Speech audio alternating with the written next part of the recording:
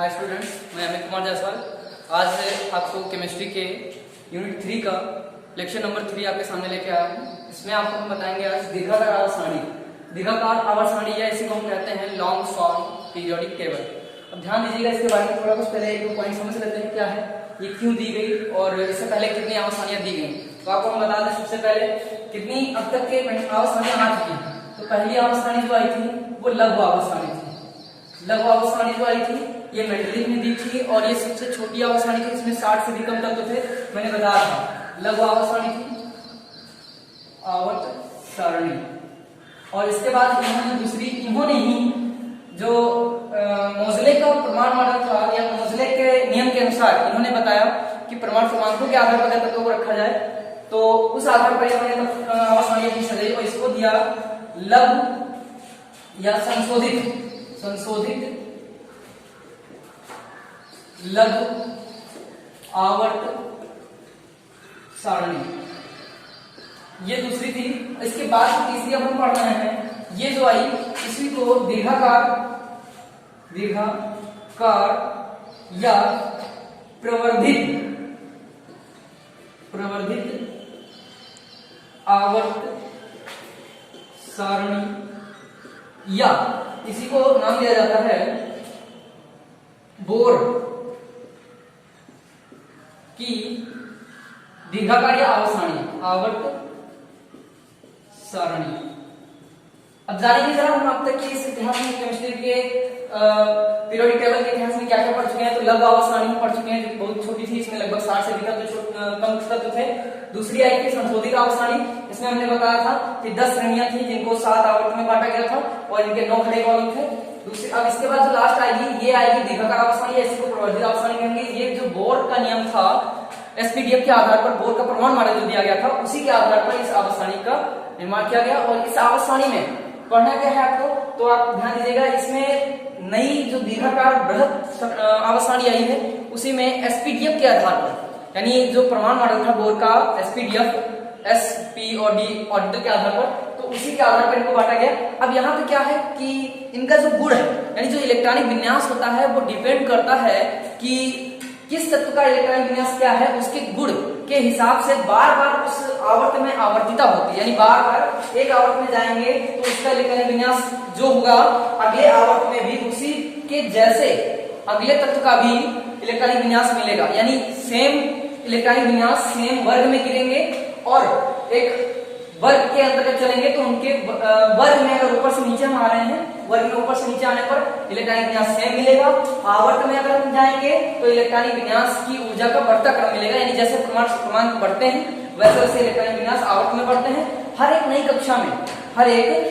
कक्षा में जो n संख्या होती है, क्वांटम संख्या, n क्वांटम संख्या क्या होती है, मुख्य क्वांटम संख्या, ये जो होती है ये बार बार हर एक नई कक्षा में प्रवेश करती है। ध्यान देखिए, इसके बारे में जरा आगे बढ़ते हैं।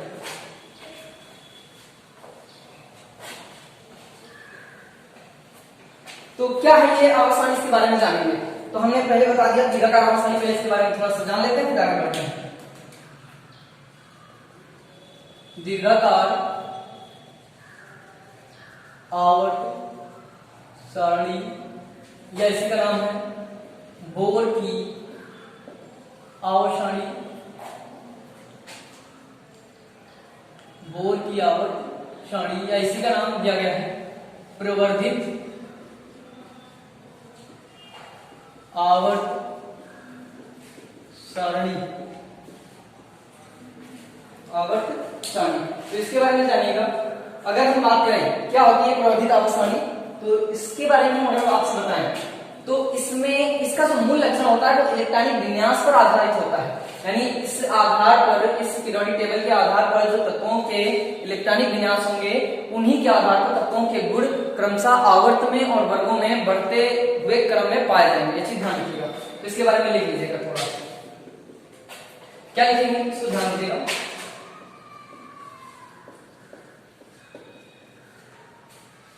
मिलते जुलते इलेक्ट्रॉनिक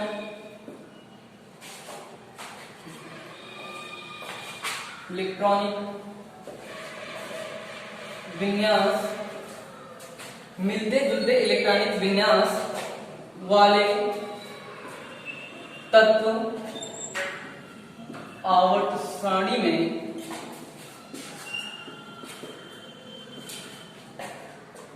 गुणों में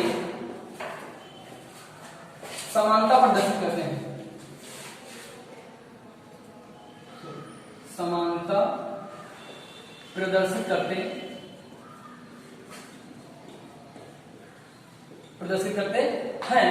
और अगर बात करें यहां पर तो समानता के साथ साथ इसमें जो नया आवर्त होगा, यानी प्रत्येक आवर्त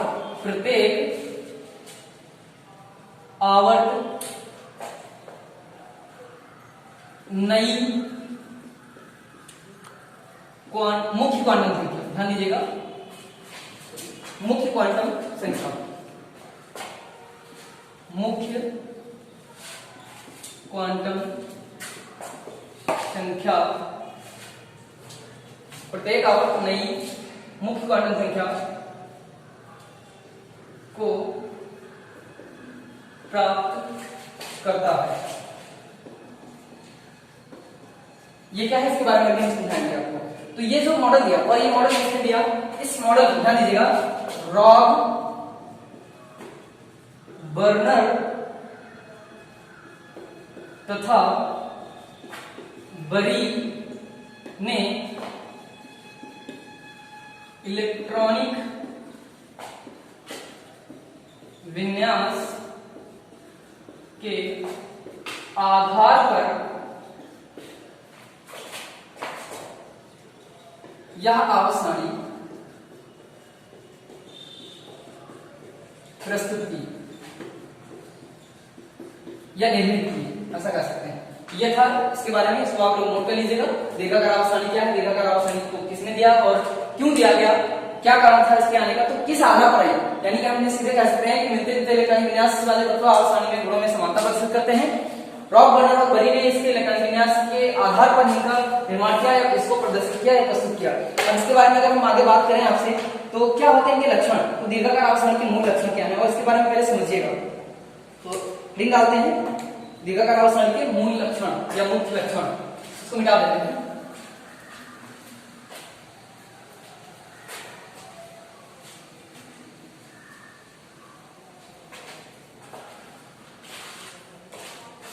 दीर्घाकार आवर्त सारणी के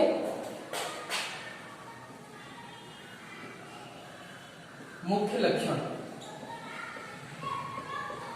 चलिए, इसके बारे में जानने से पहले आप पहले आवर्त सारणी देख लीजिए। अब आवर्त सारणी ये है क्या, दीर्घाकार आवर्त सारणी, हमने आपको पहले ही बता रखा है कि आवर्त सारणी क्या है। अब इसके लक्षण जानने से पहले हमारे पास होनी चाहिए आवर्त सारणी, और कौन सी आवर्त सारणी, जो हम वर्तमान या आधुनिक आवर्त सारणी पढ़ रहे हैं, जो दीर्घाकार आवर्त सारणी पढ़ रहे हैं, जिसमें 128 तत्व हैं और उसको एसपीडीएफ के आधार पर बांटा गया है। उसमें एस ब्लॉक है, पी ब्लॉक है, डी ब्लॉक है, एफ ब्लॉक है, और साथ ही साथ अगर हम बात करें इसमें 7 आवर्त हैं और 18 वर्ग हैं, 18 वर्ग हैं। 2 आगे क्षार धातुओं के वर्ग हैं, यानी क्षार धातु में, मृदा क्षार धातु में। फिर उसके बाद डी ब्लॉक पाया जाता है, फिर लास्ट में पी ब्लॉक पाया जाता है, पी ब्लॉक के लास्ट में अक्रिय गैसें हैं। अब इसको और हम बताएंगे। और डी ब्लॉक के बाद जो एफ ब्लॉक है सबसे नीचे, डी ब्लॉक के कुछ जो अंतिम 6 और 7 वर्ग हैं, सॉरी 6 और 7 आवर्त हैं, इनमें से कुछ तत्वों को उठा के नीचे लैंथेनियम के बाद लैंथेनॉइड श्रेणी बना दिए, और एक्टिनियम के बाद जो 14 तत्व निकाले गए उनको एक्टिनॉइड श्रेणी बना दिए। इनके बारे में जानकारी करेंगे। ये आवर्त सारणी आपके पास मौजूद होनी चाहिए, अगर ये मौजूद है तो आप इसको अच्छे से समझ पाएंगे।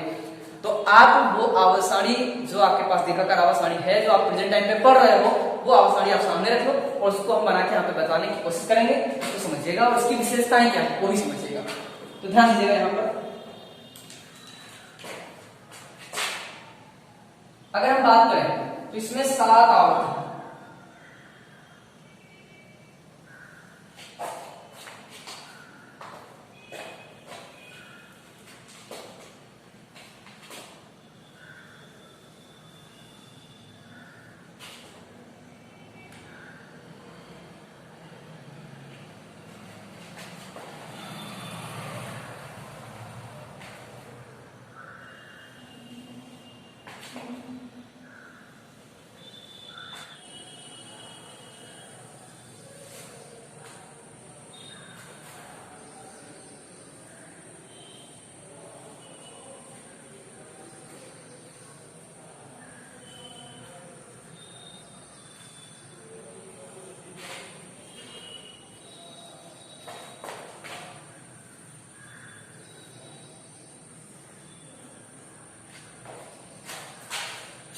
ये देखिएगा आपकी आवासानी कुछ ऐसे ही बनी हुई है।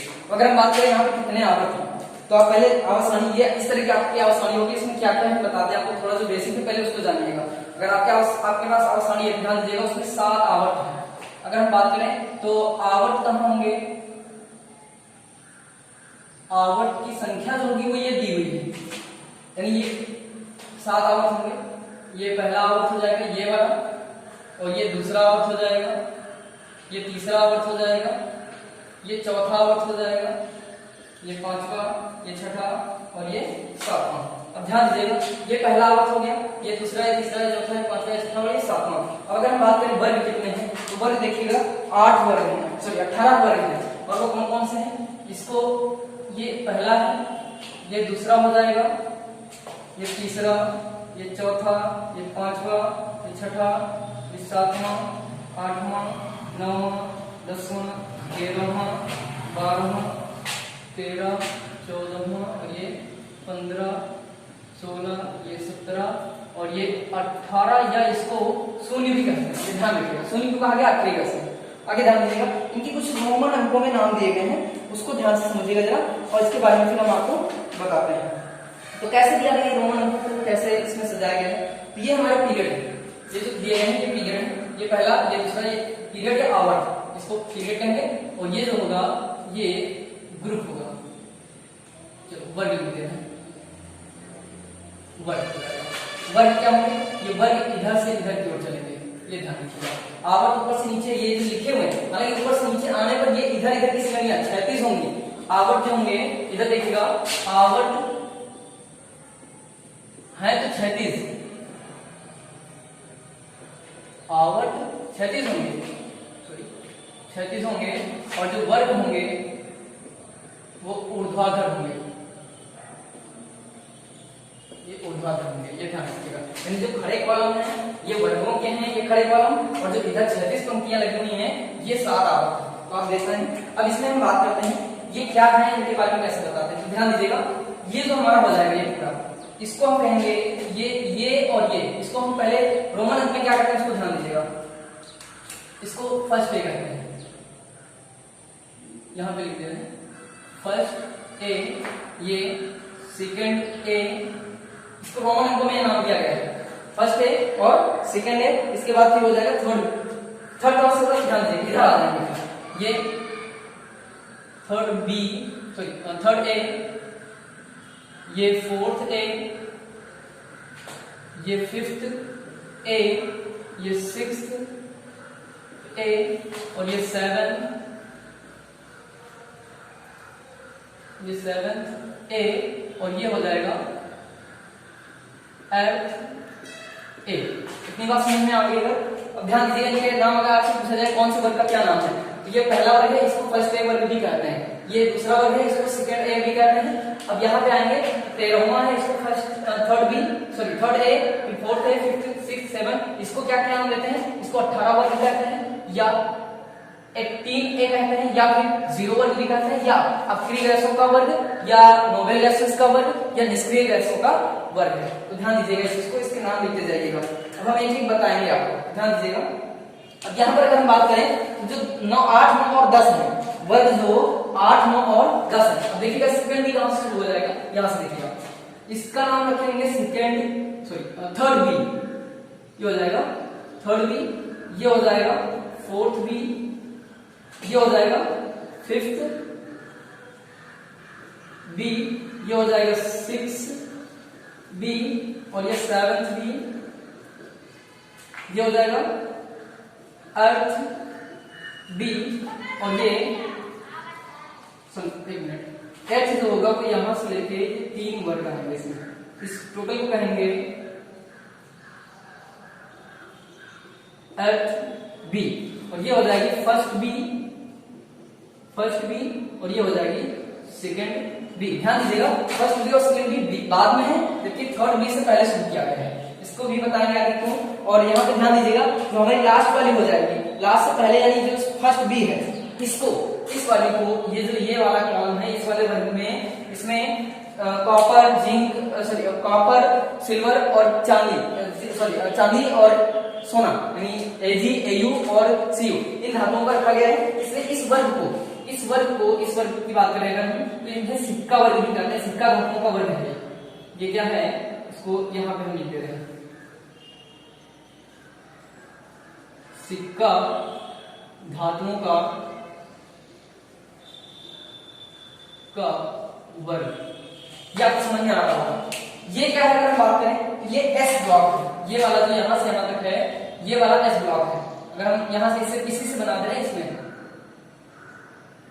यहां बना दे रहे हैं, ये एस ब्लॉक है, ये एस ब्लॉक हो जाएगा। हम ऊपर लिख दे रहे हैं, ये जो ये और ये फर्स्ट ए और सेकेंड ए, ये फर्स्ट ए और सेकेंड ए एस ब्लॉक है, एस ब्लॉक हो जाएंगे। ये ध्यान रखिएगा, जो फर्स्ट ए और सेकेंड ए है इन्हें हम क्या कहेंगे, तो एस ब्लॉक तत्व कहेंगे। दूसरा पी ब्लॉक तत्व हमारा कौन सा यहां तक है, तो पी ब्लॉक तत्व हमारा जो यहां से है, ये 13 से लेके ये हमारा पी ब्लॉक तत्व है, पी ब्लॉक तत्व। और जो डी वाला है वो वर्ग 3 से लेके 12 तक फैला हुआ है, ये हमारा डी ब्लॉक हो जाएगा। इतनी बात समझ में आ गई होगी।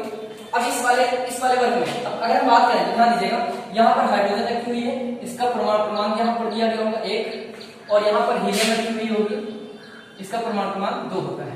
फिर अगला हम अगर बात करें, ये लिथियम होता है, इसका परमाणु क्रमांक 3, यहाँ पे बेरिलियम होता है Be, इसका परमाणु क्रमांक 4, यहाँ पर बोरान होता है, बोरान का परमाणु क्रमांक 6, कार्बन का हो जाएगा 5 और 6, फिर नाइट्रोजन का 7, फिर ऑक्सीजन का 8, फिर फ्लोरीन का 9 और नियान हो जाएगा, यहाँ पे नियान की अक्रिया से ये 10 हो जाएगा। इस तरह से यहाँ पे तत्व बटे हुए हैं, तो इसको ध्यान दीजिएगा। यहाँ पे सोडियम हो जाएगी, जिसका परमाणु क्रमांक 11 है, तो यहाँ पे Mg हो जाएगा, मैग्नीशियम, जिसका परमाणु क्रमांक 12 है, और यहाँ पे गैलियम, इसको हाँ गैलियम कहेंगे, जर्मेनियम कहेंगे, और एल्यूमिनियम हो जाएगा। एक मिनट, एल्यूमिनियम, इसका परमाणु क्रमांक हो जाएगा 13, यहाँ सिलिकॉन हो जाएगा, ये 14 हो जाएगा, ये फास्फोरस 15, सल्फर 16, यहाँ क्लोरीन 17, और यहाँ आर्गन इसका 18 हो जाएगा परमाणु क्रमांक। तो इतना हमने आपको बता दिया। अभी और ध्यान दीजिएगा, यहाँ पे कुछ और विशेष तत्व पाए जाते हैं। जैसे हम इनकी बात करें, ये वाला पूरा एस ब्लॉक देख लेते हैं कि CS, rubidium, scandium,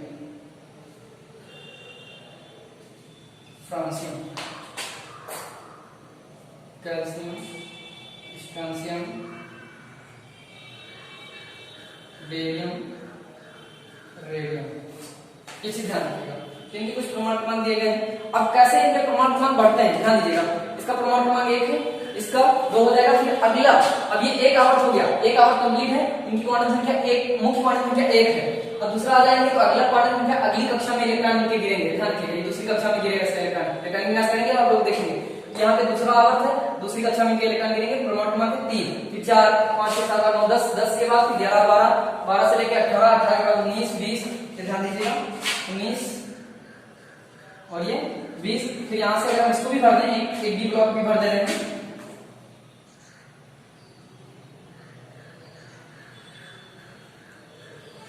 scandium, titanium, vanadium, chromium, manganese, iron, cobalt, nickel, copper, zinc. ये आपको समझ में आ रहा होगा। कॉपर के बाद अगर हम बात करें तो यहाँ पे एजी हो जाएगा पहले इस वर्ग में, और यहाँ पे एयू हो जाएगा। ये चीज ध्यान रखिएगा आप लोग। तो कॉपर का जो परमाणु क्रमांक होता है वो 29 होता है, एजी का जो होता है वो 47 होता है, और एयू का जो होता है वो 79 होता है। तो एयू का और इनका परमाणु क्रमांक लिख लीजिएगा 79, और ये 29, 47, और ये हो जाएगा 17, 79, ये 30 हो जाएगा, आपको पता ही। बाकी फिर इसको भी हम बता रहे हैं। तो आगे ध्यान दीजिएगा, यहाँ पे जर्मेनियम, गैलियम, तो ये गैलियम हो जाएगा और ये germanium, arsenic, arsenic, silicon, phosphorus,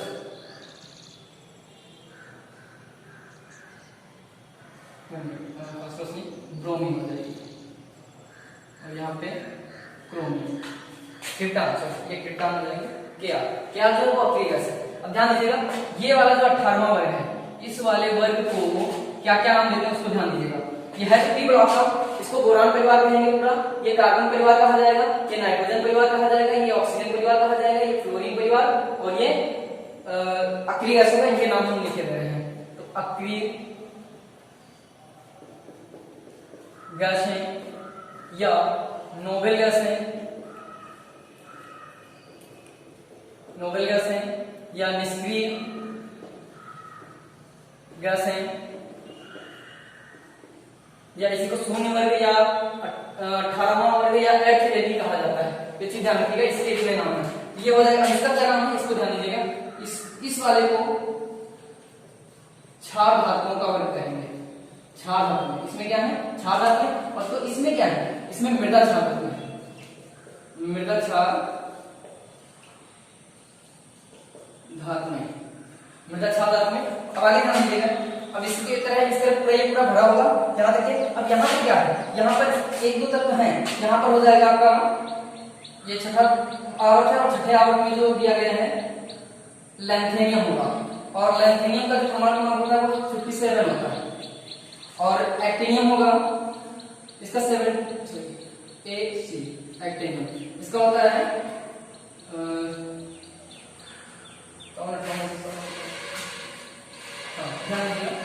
इसका हो जाएगा 90,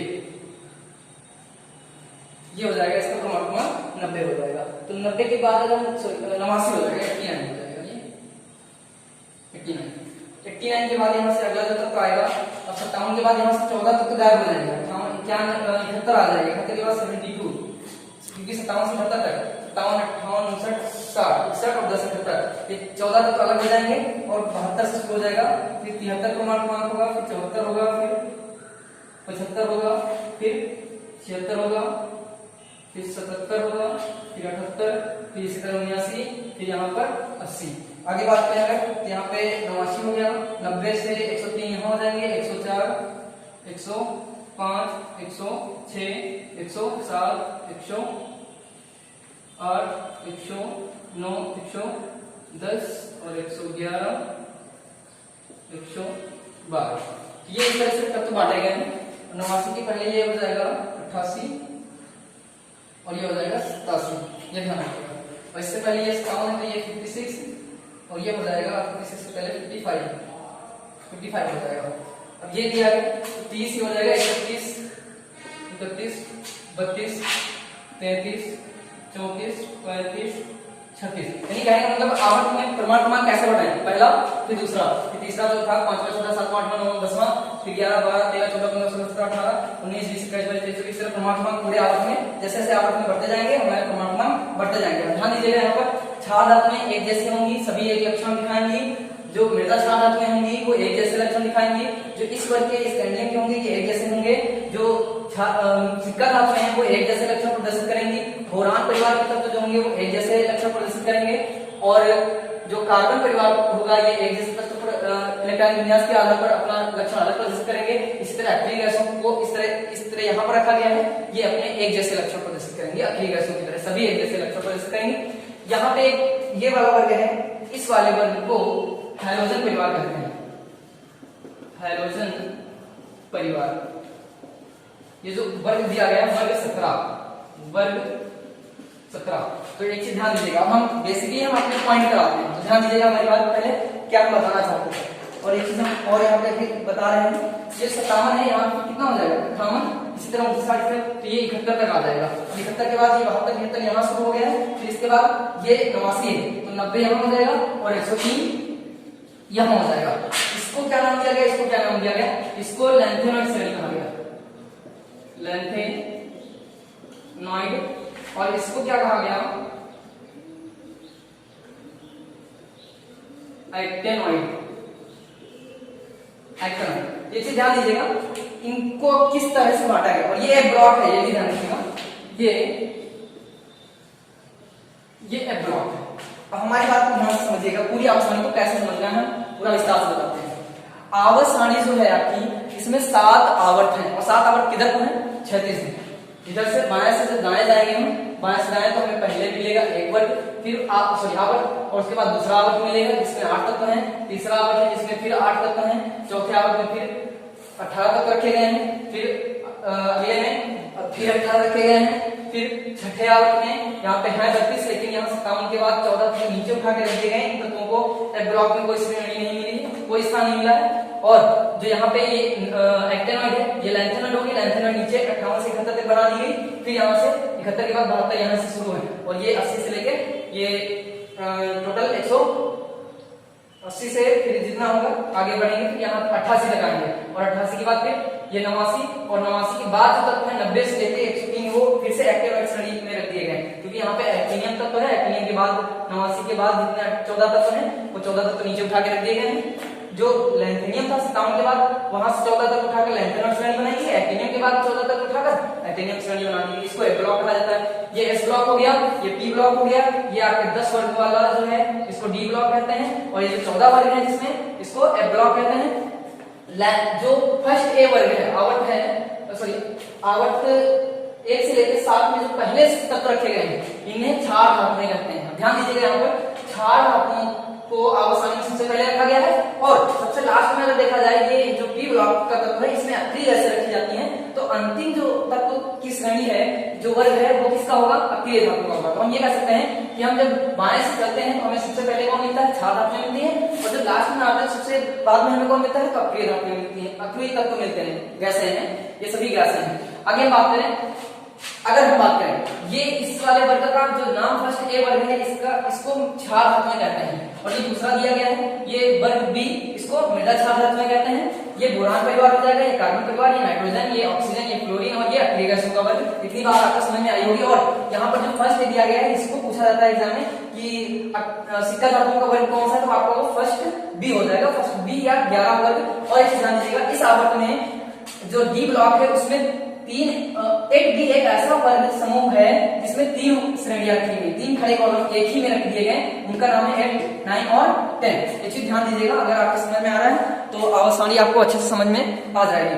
तो आगे हम अगर बात करें तो इसमें कुछ और बताने वाली बात नहीं है। हाँ, एक चीज और बता दें, इसमें क्षार धातुएं तो हैं, लेकिन ये जो हाइड्रोजन दी गई है, ये वाली हाइड्रोजन, ये एक प्रकार से भगोड़ा तत्व है। हम ये कह सकते हैं कि इसका कोई निश्चित स्थान नहीं है। ये जो तत्व है ये क्षार धातुओं के जैसा भी बिहेव करता है, क्योंकि एक इलेक्ट्रॉन त्याग भी सकता है और ये एक इलेक्ट्रॉन ग्रहण भी कर सकता है, इसलिए अधातुओं के जैसे भी व्यवहार करता है। तो हम आपको यहाँ पे बता दें कि कौन से हमारे अधातुएं हैं। जैसे हम बात करें यहाँ पर बोरान हो गई, सिलिकॉन हो गई, जर्मेनियम हो गई, आर्सेनिक हो गई, और इसी के साथ अगर हम कहें तो बिस्मिथ है, यहाँ पर एंटीमनी है, और टेलुरियम है, पोलोनियम है।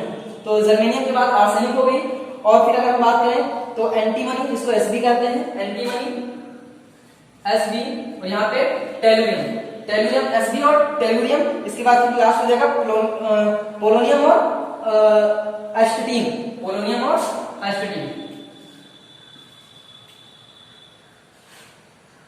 पोलोनियम, सॉरी ये एस्टेटीन हो जाएगा, एक तीन हो जाएगा। तो ध्यान दीजिएगा, ये जो हमने तत्व बताए हैं 1 2 3 4 5 6 7 8, ये जो तत्व होते हैं हमारे, ये हमारे आधातुएं कहलाती हैं। ये चीज हमारी बात ध्यान रखिएगा, हम इसको क्यों बता रहे हैं, आधातुएं क्यों कहलाती है। बोरान जो है, silicon, germanium, arsenic, antimony, tellurium, और यहाँ पे बिस्मिथ भी लक्षण थोड़ा बहुत प्रदर्शित करता है, तो इसको ध्यान रखिएगा, एंटीमनी। और हाँ ठीक है, तो आगे चलते हैं, टेलुरियम, पोलोनियम और एस्टेटिन, तो इनको ध्यान दीजिएगा। अगर तत्वों की बात करें, धातुओं के गुण क्या, धात्विक आवर्त सारणी में अगर गुण देखे जाए तो क्या होते हैं, तो धातुएं सबसे प्रबल धातुएं इधर रखी हुई हैं, और सबसे निष्क्रिय यानी ये कह सकते हैं कि सबसे दुर्बल धातुएं इस तरफ आपको मिलेंगी। जैसे जैसे आप आवर्त से बाएं से दाएं जाओगे, आपको धातुओं का जो गुण है, यानी इनका धात्विक गुण जो होगा वो धीरे धीरे घटता हुआ प्रतीत होगा। एक समय ऐसा आएगा कि तत्वों में अधात्विक गुण थोड़ा थोड़ा आने लगेगा। तो ऐसे तत्व जिनमें धातुओं के भी गुण हैं और अधातुओं के गुण भी हैं, इन्हीं को उपधातु में कहा जाता है। इनके बाद की इधर के जितने भी तत्व हैं ये आपके कौन से तत्व हो जाएंगे, ये अधातु में हो जाएंगे। और इनका जो ये वाला वर्ग हो जाएगा लास्ट वाला, जिसको 0 या 8 वर्ग या 8 से 8 कहते हैं, इसको अक्रिय धातुओं का वर्ग कहा जाता है, या शून्य वर्ग कहा जाता है, या निष्क्रिय गैसों का वर्ग कहा जाता है, या नोबेल गैसेस वर्ग कहा जाता है। और इसके जस्ट पहले वाला जो अक्रिय गैस के जस्ट पहले वाला 17वां वर्ग है, इसको हैलोजन परिवार के नाम से भी जानते हैं, जिसमें क्लोरीन, क्लोरीन, ब्रोमीन, आयोडीन तत्व रखे हुए हैं। इन चीजों को आप लोग समझ चुके होंगे। बाकी जो ये बचे हुए इनको आप खुद ही भर लीजिएगा। आप देखिएगा आपके पास आसानी है, आपको समझ में आ रहा है तो अच्छी बात है। अब इसके बारे में हमें पढ़ना क्या है, हम आपसे फिर से बताते हैं कि कितने तरह से इसके लक्षण क्या है। आप सामने आपके पास आसानी, आप देख सकते हो क्या लक्षण है। 7 आवर्त हो गए, 18 वर्ग हो गए, और वर्गों को किस तरह से बांटा गया है, एस ब्लॉक को कैसे बांटा गया, डी ब्लॉक को कैसे बांटा गया, डी ब्लॉक को कैसे बांटा गया, और डी ब्लॉक से ही जो एफ ब्लॉक है इसको कैसे बांटा गया है।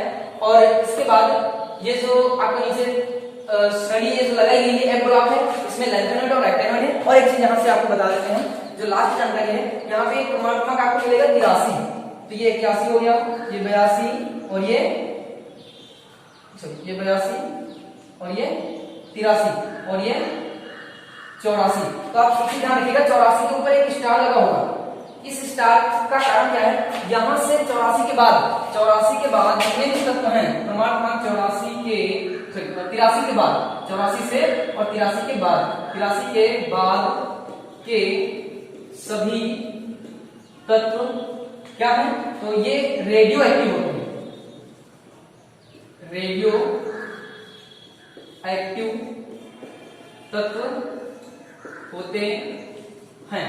अब ये रेडियो एक्टिव तत्व क्या होते हैं हम आपको बता दें, जिनके नाभिकीय विखंडन से अगर अल्फा बीटा और गामा जैसे तत्व अल्फा बीटा गामा जैसे कण अगर उत्सर्जित होने लगे तो इन ऐसे तत्वों को हम क्या कहते हैं, तो ऐसे तत्वों को हम रेडियो एक्टिव तत्व कहते हैं। और इनका कहां से शुरू होता है प्रारंभ, इनका क्रमांक का तो 83 जो होता है, 83 के बाद के जितने भी तत्व होंगे, यानी 84 से 83 के बाद, यानी 83 को छोड़ देंगे, उसके बाद जितने तत्व होंगे 83 से लेके 84 से लेके 118 तक के, उनको हम क्या कहेंगे, वो एक रेडियो एक्टिव तत्व होंगे।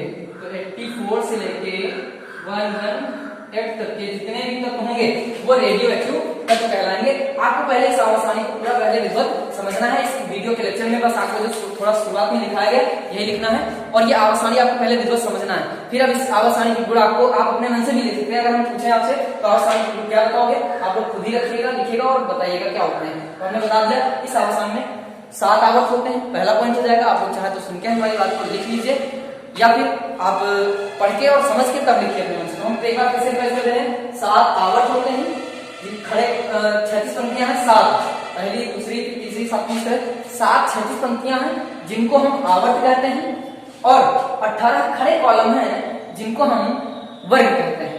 अब वर्ग में अगर हम बात करें पूरी आवर्सानी में, इस आवर्सानी को 4 ब्लॉक में बांटा गया है। कौन कौन से, तो फर्स्ट ए और सेकेंड ए पूरा है ये एस ब्लॉक वर्ग है या एस ब्लॉक है।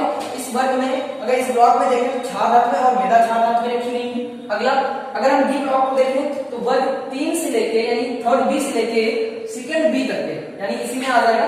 तो ये थर्ड बी तक, इसको आप देख के तब करिएगा। थर्ड बी तक हमारा 10 खड़े कॉलम है जिनको हमने डी ब्लॉक में रखा है, और इसको संक्रमण धातु भी कहते हैं, इनको संक्रमण तत्व कहते हैं, संक्रमण तत्व कहते हैं। और जो 11वां वर्ग है यानी फर्स्ट बी, इसको सिक्का धातुओं का वर्ग कहते हैं। और इसे ध्यान दीजिएगा, यहाँ पर अगर हम बात करें जो वर्ग 18 है, सॉरी 8, 9 और 10 है, यानी 8th बी, इसमें 3 वर्गों को यानी 3 खड़े कॉलमों को एक समूह के रूप में भी सजाया गया है, इसको भी आप ध्यान रखना है। वर्ग जो 7th ए होता है इसको हैलोजन परिवार कहते हैं, हमने लिख दिया है। और जो अंतिम होता है जिसको शून्य वर्ग या 3 वर्ग या 18 वर्ग या अक्रिय गैसों का वर्ग या नोबेल गैसों का वर्ग या निष्क्रिय गैसों का वर्ग कहा जाता है। इसमें निष्क्रिय गैसें या अक्रिय गैसें रखी गई हैं जो कि कभी क्रियाएं किसी भी तत्व से क्रिया नहीं करती, जीनान को छोड़कर। इसके बाद जीनान आएगा उसको छोड़कर। इसका क्रमांक 54 होता है जीनान, Xe इसका 54 क्रमांक होता है, इसे ध्यान रखिएगा। तो इसको छोड़कर अगर हम देखें तो कोई भी तत्व है जो अक्रिय गैस है तो वो कभी किसी से क्रिया नहीं करेगी, यानी इसके यौगिक नहीं पाए जाएंगे। अब ध्यान दीजिएगा, इसके बारे में अगर आपको आवश्यक समझ में आ गई है, हाँ तो आप जाहिर सी बात है कि इसको अच्छे से समझ लेता हो। अगली बात हम करें, ये एक्टेनियम के बाद से शुरू हो रही है, ये वाली श्रेणी जो है ये एक्टेनियम से शुरू हो रही है, और जो यहाँ से शुरू होगी वो लैंथेनियम हो जाएगी। 57 के बाद 58 से लेके 71 ये हो जाएगी लैंथेनॉइड श्रेणी, और एक्टेनियम के बाद जो निकाली गई एक्टेनॉइड श्रेणी 90 से लेके 103 तक ये एक्टेनॉइड श्रेणी हो जाएगी। और ये इसके जो इलेक्ट्रॉन होंगे वो 4f में गिरते हैं, और आपने एक इलेक्ट्रॉनिक विन्यास देखा होगा, उसमें 4f था और इसके बाद 5f था, और इसमें जो था ये 5f था। तो जो 4f है उसमें इस वाले के सभी के इलेक्ट्रॉन दिख जाएंगे, और जो 5f हो जाएगी उसमें इसके। आपको ये आवर्त जितना हमने बताया है सारे पॉइंट आपको अपने मन से लिखना है और हमें एक कॉपी पे दिखाना है। आई होप ये पूरी आवर्त आपको विजुअल समझ में आ गई होगी। और एक हमने ये भी बताया कि धातुएं जो है प्रबल धातु में इधर रखी हुई है, और अगर बाएं से दाएं जाएंगे तो धातुओं का जो लक्षण है यानी प्रबल धातुओं का जो लक्षण है वो धीरे धीरे घटने लगता है। एक समय ऐसा आएगा कि यहाँ पे धातुएं और उपधातुएं दोनों धातुएं और अधातुएं दोनों के लक्षण पाए जाएंगे। ऐसे तत्वों को हम क्या कहेंगे? उपधातुएं कहेंगे। और इसके बाद अगर हम देखें तो जो इसके बाद उपधातुओं के बाद के जो तत्व होंगे इधर के carbon, phosphorus, nitrogen, sulphur, oxygen, silicon, boron, chlorine, fluorine, neon, argon, ये सब हमारे क्या है? तो ये अधातुएं हैं, ये चीज ध्यान रखिएगा। और इसमें कुछ पॉइंट्स की बात करें अगर, तो यहाँ पर एक जड़न की बात अगर बात करें Hg होता है, सॉरी जड़न की बात कैडमियम और Hg होता है, यहाँ पर ध्यान दीजिएगा, ये कैडमियम योग Hg जो होता है पारा, ये रूम टेम्परेचर पर यानी जो कमरे का ताप होता है इसी ताप पर ये द्रव अवस्था में पाया जाता है। और यहाँ पर गैलियम भी द्रव अवस्था में भी पाया जाता है। तो ये दोनों तत्व ऐसे हैं जो धातु होने के बावजूद भी, धातुएं कैसे होती है? ठोस होती है, धातु होने के बावजूद भी ये कैसे है? ये द्रव अवस्था में पाए जाते हैं। और हाइड्रोजन एक ऐसा तत्व है जिसका कोई निश्चित स्थान नहीं है, यानी ये धातुओं के जैसा और अधातुओं के जैसा दोनों के जैसा बिहेव करता है। तो आई होप ये वीडियो आपको समझ में आई होगी। आज के इस वीडियो में इतना ही। Thank you, good bye.